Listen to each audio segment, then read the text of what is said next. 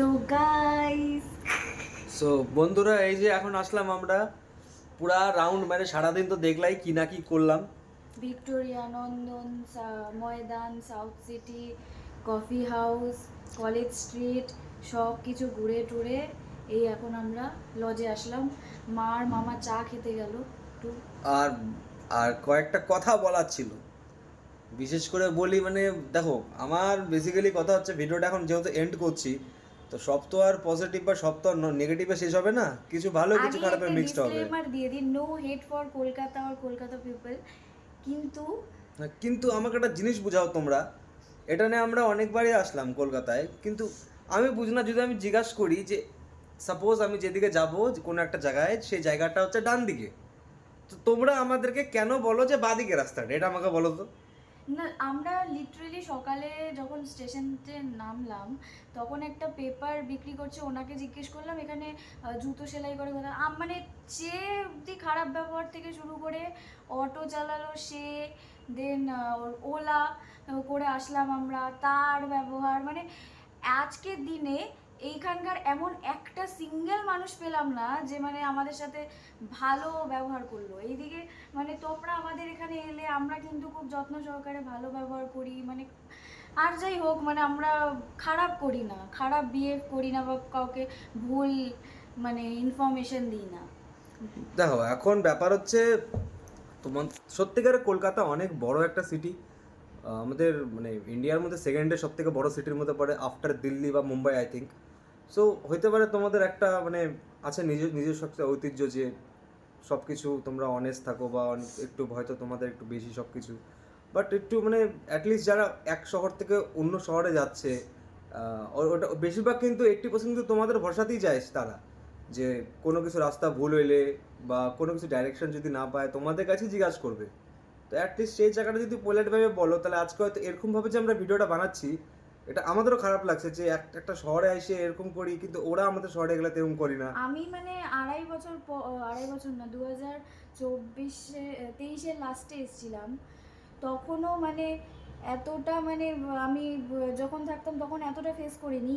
এই টাইমটাতে এসে এতটা মানে বিয়ে ফেস করলাম, লিটারালি মানে আমাদের খারাপ লাগছে এটা আর কি, বলতেও খারাপ লাগছে আর আমাদের জেনুইনলি খারাপ লাগছে এটা, এই ব্যাপারটা যে বিহেভিয়ারটা আমরা মানে ফেস করলাম।